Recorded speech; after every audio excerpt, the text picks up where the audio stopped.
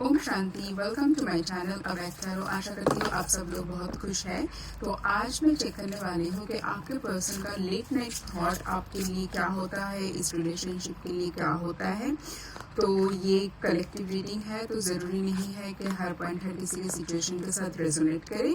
तो जितना आपके सिचुएशन के साथ रेजोनेट करते हैं उसको एज ए गाइडेंस लीजिए, बाकी के पॉइंट्स बाकी लोगों के लिए छोड़ दीजिए, ठीक है। तो रीडिंग को बहुत ही पॉजिटिविटी के साथ चेक करना, क्योंकि तभी आप लोग ज़्यादा से ज़्यादा गाइडेंस को ले पाओगे अपने सिचुएशन के हिसाब से, ठीक है। Okay, so we have the first card that is relationship. तो मुझे ऐसा लग रहा है आपके पर्सन इस टाइम पे सोचते हैं कि आपका जो ये रिलेशनशिप है ना, इसको अभी नेक्स्ट लेवल पे लेके जाना चाहिए। इस रिलेशनशिप में अगर सोचे खली उली एक बहुत प्रिलिमिनरी स्टेज में था, तो शायद आपके पर्सन ने आपको अभी तक ऑफिशियली आपको प्रपोज नहीं किया, या तो अगर तो मैरिजेबल एज में है आपके रिलेशनशिप का, काफ़ी टाइम हुआ है, अभी वो मैरिज की तरफ लेके जा सकते हैं।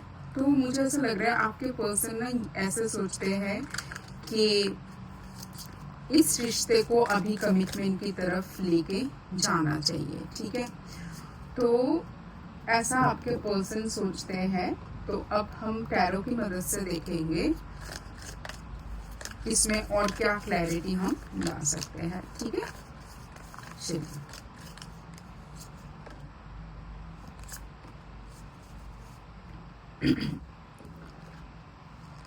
so we have the card of the chariot, okay, and we have the card of the devil, ठीक है। दिख रहा है आप लोगों को, राइट। सो मुझे इस टाइम पे ऐसा लग रहा है कि आपके पर्सन इस टाइम पे सोच रहा है कि अभी आप लोगों की रिलेशनशिप जिस क्रॉस रोड पे आ गया है, जहाँ पर भी है, या तो इस रिलेशनशिप को आगे की तरफ लेके जाए, या तो इसको बस यही छोड़ो, यही ख़त्म करो। क्योंकि मुझे ऐसा लग रहा है कि डे बाय डे आप लोगों की रिलेशनशिप कॉम्प्लिकेटेड होते जा रहा है, ठीक है। और मुझे ऐसा लग रहा है या और देखिए यहाँ पर दोनों ही ना मेजर अरकाना से कार्ड आए हैं, ठीक है, the chariot and the devil. तो मुझे ऐसा लग रहा है कि आपके जो पर्सन है ना, इस टाइम पे सोचते हैं कि इस रिलेशनशिप को या तो आगे की तरफ लेके जाए, या तो जहाँ पर है वहाँ पर इसको छोड़े और उसको ख़त्म करे। मतलब और इस रिलेशनशिप को ऐसे ड्रैग करने की कोई मतलब नहीं बनता है अननेसेसरी, क्योंकि जहाँ पर फ्यूचर क्लियर नहीं है, क्लैरिटी नहीं है। तो इसलिए और वो चाहते हैं कि ये जो डिसीजन के इस रिलेशनशिप को कौन सी तरफ लेके जाए, ये डिसीजन बहुत ही तुरंत होना चाहिए। क्योंकि उनको ऐसा लगता है कि आप जैसे कि जिसको मैनिपुलेट करना बहुत इजी हो जाता था, जिसको कंट्रोल करना इजी हो जाता था, जिसको डोमिनेट करना बहुत इजी हो जाता था, अभी आपको डोमिनेट या कुछ भी करना इतनी इजी नहीं है। आपको कुछ भी समझाया जाए, आप ऐसे ही एक फुलिश की तरह समझ नहीं जाते हो, आपको वैलिड रीजन और एनालिसिस देना पड़ता है। तो उनको लग रहा है कि इस रिलेशनशिप को ऐसे ही अगर हम रख देते हैं, इसको कमिटमेंट की तरफ नहीं लेके जा सकते। मुझे ज़्यादातर तो मैरिज की वाइब्स आ रहा है। अगर उसकी तरफ नहीं लेके जा सकते तो आप तो उनके हाथ से गए, ठीक है। स्ट्रेट फॉरवर्ड मैसेज मुझे यही मिल रहा है कि आप उनके बात से गए, ठीक है। तो जैसे भी करा के आपको फुसला के, आपको मना के उनको इस रिलेशनशिप को आगे की तरफ लेके जाना चाहता है, और अगर एट ऑल नहीं हो सकता है तो इसको बस यही ख़त्म करें, इसको और ड्रैग करने की कोई ज़रूरत है नहीं, ठीक है। ये है उनका एक late night thought. And the next is spiritual awakening, enlightenment, epiphany, life lessons and rebirth. Okay, अब इसको हम क्लैरिफाई करेंगे टैरो की मदद से।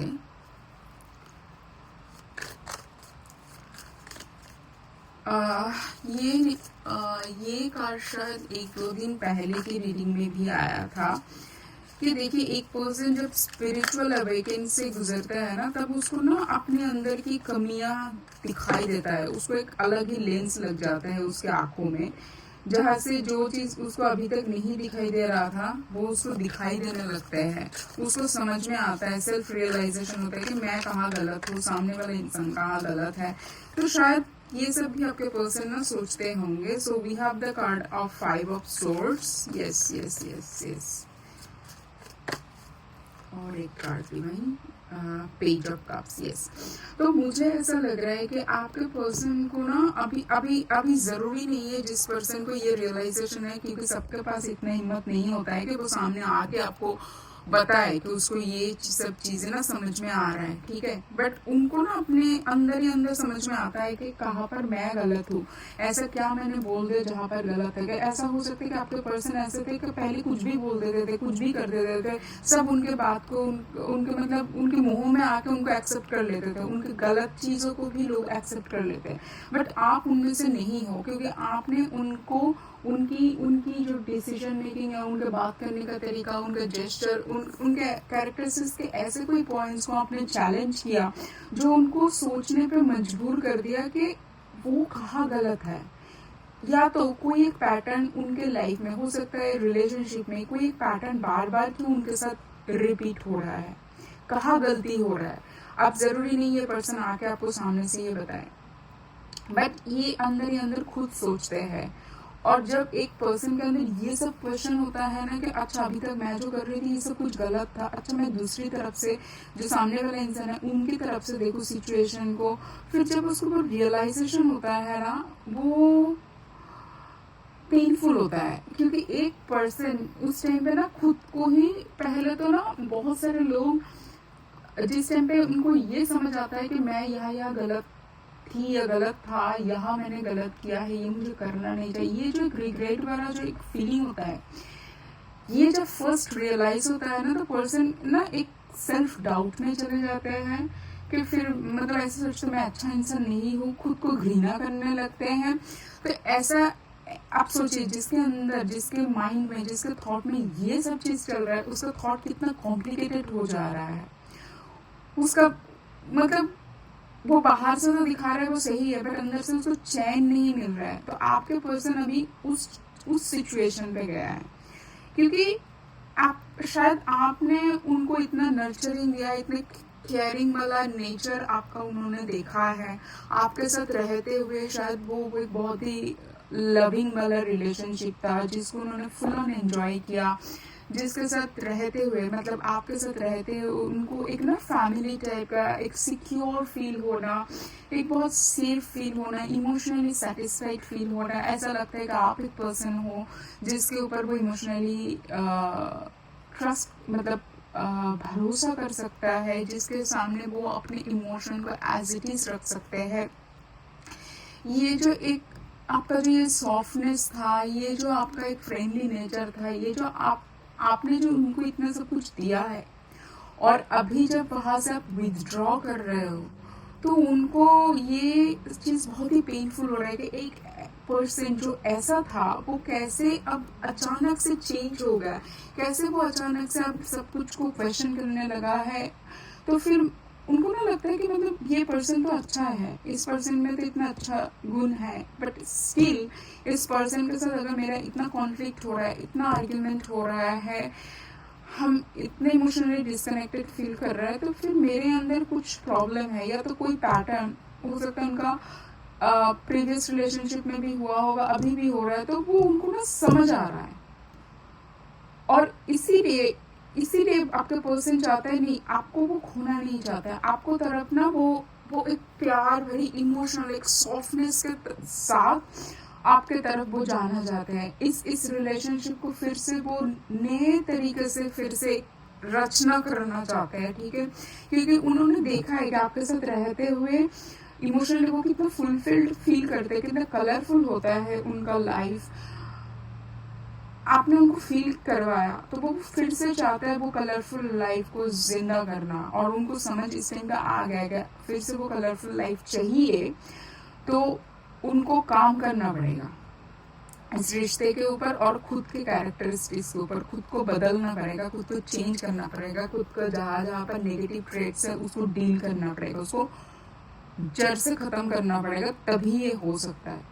ये आपका पर्सन को समझ में आ रहा है, ये इनका लेफ्ट नाइट का थॉट है। And the third message is divine intervention.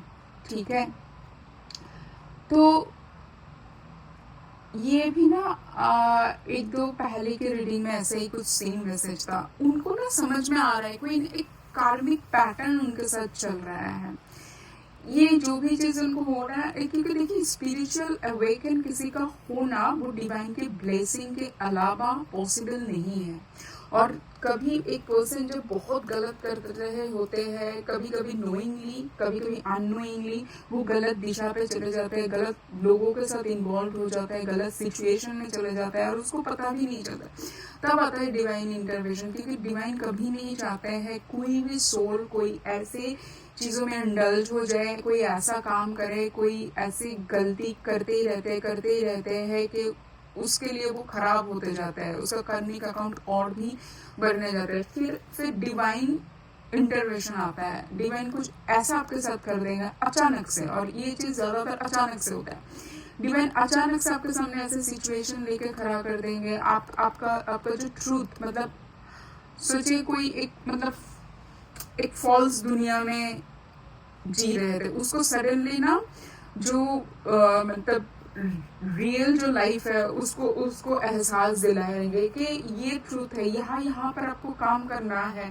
ये जिसके ऊपर आप इतना भरोसा कर रहे थे वो सॉलिड फाउंडेशन था ही नहीं, उसका कोई फ्यूचर था ही नहीं। तो डिवाइन को जब ये लगता है ना कि पर्सन बहुत गलत दिशा पे जा रहा है, फिर से उसके ऐसा कर देते हैं कि एट ए ग्लांस देख कर लगता है कि उस पर्सन का दुनिया ही खत्म हो गया, सब कुछ तबाह हो गया। क्योंकि वो इसलिए करता है कि डिवाइन आपको ना वो ग्राउंड रियलिटी दिखाता है, सो दैट कि आप सच्चाई के साथ, ऑनेस्टी के साथ अपने कैरेक्टरिस्टिक्स को, अपने दुनिया को फिर से रिबिल्ड कर पाओ विथ द सॉलिड फाउंडेशन। क्योंकि जो चीज़ आपके लिए अच्छा नहीं है वो डिवाइन कभी नहीं चाहता आपके साथ रहे।